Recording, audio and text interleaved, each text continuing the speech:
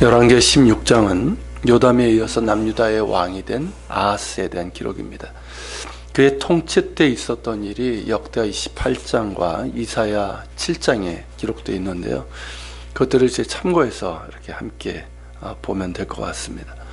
아하스는 이제 20살에 왕이 올라서 16년간 통치하게 되는데, 그에 대한 평가는 그의 아버지와는 달리 하나님 보시기에 정직히 행하지 아니했다는 것입니다. 뿐만 아니라 아하스는 그의 조상 다윗의 길이 아니라 오히려 북왕국 이스라엘의 여러 왕들의 길로 행하여 우상숭배와 제약을 행했고, 자기 아들을 불가운데로 지나게 했습니다. 이는 이제 가나안 족속들의 가증한 종교 제의로, 특히 이제 몰렉이라는 우상을 이제 제사할 때 사람을 제물로 바치는 인신 제의를 하는데, 그것을 얘기합니다. 하나님께서 엄히 금하신 것이죠. 그런데 아하스는 자기 아들을 불에 태워 인신제의로 몰렉 같은 우상에게 바쳤다는 것입니다. 그뿐만이 아닙니다. 산당들과 작은 언덕과 푸른 나무 아래에서 우상에게 제사를 드리고 분향을 했습니다. 북왕국의 경우는 거의 대부분의 왕들이 그러했지만, 남왕국의 경우는 이런 경우는 거의 없었습니다. 물론 이제 모두가 하나님 보시기에 정직히 행한 건 아니지만, 이 정도로 우상숭배 악행을 범한 사람은 없습니다. 다만 아합의 딸과 결혼한 여호람이 그랬었죠. 그런 까닭에 남왕국의 왕으로서는 매우 드문 비난을 받게 됩니다. 아하스가 이러한 가증한 우상숭배를 한 이유는 그 자신의 악함도 있지만 그가 접한 국가적인 위기와 관련이 있을 것입니다. 아하스가 왕에 올랐을 때는 이 아람과 이스라엘 연합군의 위협이 증가하던 때였습니다. 지난 시간에 본 것처럼 이 아람과 북이스라엘은 반아수르 정책을 취했죠. 그래서 연맹을 맺었고, 반면에 남유다는 친아수르 정책을 택했습니다. 요담이 그랬고, 그의 아들 아하스 역시 친아수르 정책을 폈습니다. 그런 가운데 아람 왕 르신과 이스라엘 왕 이 베가가 예루살렘을 침공하여 포위했고, 포위를 했지만 능히 정복하지는 못했습니다.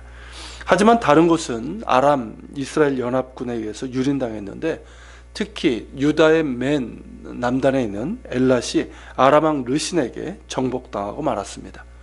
엘랏은 그 홍해 무역의 교두보거든요. 매우 중요한 성읍이었는데 그것을 빼앗겼습니다. 또한 많은 성읍들이 유린당하고 많은 백성들이 죽었습니다. 그리고 아람과 이스라엘은 남왕국 유다에서 다윗 가문을 제거하고 자기들의 말을 듣는 꼭두각시를 세우려고 그렇게 했었습니다. 이런 위기 상황에서 아하스가 택한 게 뭘까요? 바로 자기 아들을 불에 태워 바치는 인신제의였을 것으로 보입니다. 당장 예루살렘이 함락될 것 같은 그 조급증과 급박함으로 인해서 우상에게 자기 아들을 불태워 바친 것이죠. 이 모습은 그의 아들로 왕위를 이은 히스기야와는 전혀 다른 모습입니다. 히스기야는 아수르의 사내립이 그 예루살렘 포위하고 그래서 나라가 멸망당할 위기에서 어떻게 했습니까? 하나님을 의지하죠.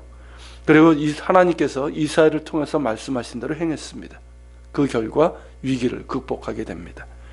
그러나 그의 아버지인 아하스는 위기의 상황에서 하나님을 찾은 것이 아니라 우상들을 찾고 죽은 우상에게 아들을 불태워드리는 사악하고 가증한 일을 행한 겁니다. 더불어서 아하스는 아수르의 왕 디글랏빌레셀에게 사신을 보내서 원군을 요청합니다. 그러면서 나는 왕의 신복이요 왕의 아들이라 하면서 굴욕적인 태도를 보였습니다. 이게 무슨 말입니까? 스스로 속국이 되어버린 거예요. 스스로. 선지자 이사야는 그렇게 하는 것이 옳지 않으며 야훼 하나님을 의지하라고 왕에게 권고합니다. 그러면서 머지않아 아람 왕 르신과 이스라엘 왕 베가가 패망하고 그들의 나라가 황폐하게 될 것임을 예언합니다. 이때 그 유명한 임마누엘의 예언도 이루어지게 되죠. 궁극적으로는 예수 그리스도에 대한 예언이지만, 임마누엘, 우리와 함께 하시는 하나님을 의지하라는 촉구이기도 합니다. 그러나 아하스는 이사야의 권고를 듣지 않고 아수르 왕이 자신을 구할 수 있다고 믿고 예루살렘 성전과 왕궁 곳간에 있는 은금을 아수르 왕에게 예물로 보냈습니다. 그 결과 아수르 왕 드글랏빌레셀은 군대를 이끌고 내려와서 아람을 쳐서 멸망시키고, 북 이스라엘의 경우는 어떻게 됩니까? 지난 시간에 우리가 봤죠. 갈릴리 지역과 요단 동편을 점령해서 북왕국을 속국으로 만들어버리고, 그리고 얼마 지나지 않아 북왕국을 멸망시키고 맙니다. 아수르가 아람의 수도 다메섹을 정복한 후에 아하스는 아수르의 왕 디글라필레셀을 만나러 그곳에 갑니다. 근데 거기에서 규모가 대단한 제단을 본 것 같습니다. 아하스는 그 제단의 모든 구조와 양식을 그려서 제사장 우리아에게 보내 그대로 만들라고 명합니다.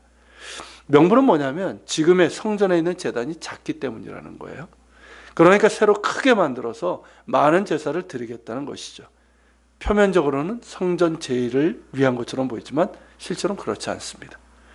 옛 제단은 자기 마음대로 다른 곳에 옮겨버립니다. 그리고 새로 만든 제단에 제사를 드리겠습니다. 그러고는 옛 제단은 아하스가 뭐라고 얘기합니까? 15절에 보면 내가 주께 여쭐 일에만 쓰게 하라. 즉 자신의 개인적인 용도로 사용했다는 것입니다. 또한 아하스는 성전에 있는 물두멍 받침의 옆판을 떼어내고 또 물두멍을 그 자리에 옮기고 또 노쇠로 만든 소가 받치고 있는 노쇠 바다, 이게 물두멍, 그걸 이제 바다라고 보통 그러는데요. 그걸 이제 뜯어내서 돌받침 위에다 놓았습니다. 어떻습니까, 여러분? 이 모든 것은 불법입니다. 왕이라는 권력을 악용해서 자기 멋대로 한 것이죠. 아하스는 또한 성전 안에 만들어 놓은 왕의 안식일 전용 통로, 이걸 이제 우리 성경엔 낭실로 번역됐는데 이게 현관과 건물 입구에 벽 없는 그 복도를 얘기하는 겁니다. 그러니까 안식일 전용 통로와 성전 바깥에 있는 전용 출입구를 모두 없애버렸습니다. 그것을 없앤 이유는 뭐냐면 아수르 왕을 두려워해서입니다. 즉 아수르 왕의 심기를 거스를 만한 그런 모든 것들을 다 제거하고 아수르가 만든 제단을 본떠서 성전에 만들어 놓고는 옛 제단은 자기 개인 용도로 만들어버린 것이죠. 어떻습니까? 참으로 오만방자하고 악하고 전형적인 혼합 종교자이고 다신교적인 우상 숭배자의 모습이고 스스로 아수르의 속국이며 신하임을 자처하는 굴욕적인 모습을 보였습니다. 어찌 보면 아하스는 철저한 현실주의자였는지도 모릅니다. 자신의 힘으로는 아람과 이스라엘 연합군의 공격을 감당할 수 없었습니다. 그런 가운데 이신 저신, 급하니까 현실주의자가 그렇지 않습니까? 이신 저신 온갖 신들에게 제사를 지내며 도움을 청했고 현실적으로 가장 힘이 있을 것 같은 아수르 왕에게 도움을 청한 것이죠. 하나님께 제의를 드리는 것 같았지만 정작 그에게는 하나님께 대한 믿음은 없었습니다. 그저 하나님도 여러 신들 중에 하나처럼 여긴 것이죠. 그가 성전 기물들을 함부로 다룬 것처럼 그에게 두려운 것은 아수르 왕이지 하나님이 아니었습니다. 그는 현실적이고 가시적인 힘인 아수르 왕을 택했지만 그에게 돌아온 것은 아수르의 속국이 되어서 무거운 조공을 바쳐야만 했고 아수르의 이교적인 영향이 나라에 들어왔습니다. 그런 까닭에 신앙의 사람들은 환난 날의 피난처는 누구인가를 끊임없이 묻습니다. 그렇지 않습니까? 여러분, 다윗도 우리가 시편에 보면 다윗이 늘 그 고백이에요. 환난 날의 피난처는 누구인가? 신앙의 사람들, 수많은 신앙의 사람들이 그러지 않았습니까? 즉 눈에 보이는 현실적인 힘을 의지할 것인가? 아니면 눈에 보이지 않지만 현존하시는 야훼 하나님을 의지할 것인가? 하는 질문입니다. 아하스는 강대국을 의지했지만 늘 그렇듯이 어떻습니까? 강대국들은 지금도 마찬가지예요. 자신들의 이익을 위해서 움직이지 결코 그 나라를 위해서 움직이지 않습니다. 아수르 같은 호전적이고 근동의 최강자가 되기를 원하는 나라의 경우에는 더더욱 그러한 것이죠. 아수르는 절대로 환난 날에 도움이 되지 못합니다. 사람은 환난 날에 피난처가 되지 못합니다. 그러나 살아계신 야훼 하나님은 자기 백성을 사랑하시고 간절한 기도를 들으시는 분이십니다. 오직 하나님만이 환난 날의 피난처시요 도움이시고 힘이시며 우리를 긍휼히 여기시는 하나님이십니다. 같이 기도하겠습니다. 오늘 우리가 아하스의 너무나도 어리석고 참담한 모습을 보게 되는데, 주님, 이런 현실주의자적인 모습들이 사실 많은 사람들에게 있고 우리에게도 어느 정도 있는지 모르겠습니다. 평상시에 하나님을 찾는 것 같은데 정작 위기 때는 눈에 보이는 현실적인 어떤 도움을, 힘을 찾는 그것은 아닌지요. 주님, 우리가 다윗과 수많은 신앙의 사람들이 질문했던 것처럼 환난 날에 나의 피난처는 누구인가? 오직 하나님이심을 기억하게 하시고 환난 날에 도우며 피난처가 되시는 주님을 바라보며 주님을 의지하는, 주님을 택하는 우리가 되게 하여 주시옵소서. 같이 기도하며 주님 앞에 나아가겠습니다.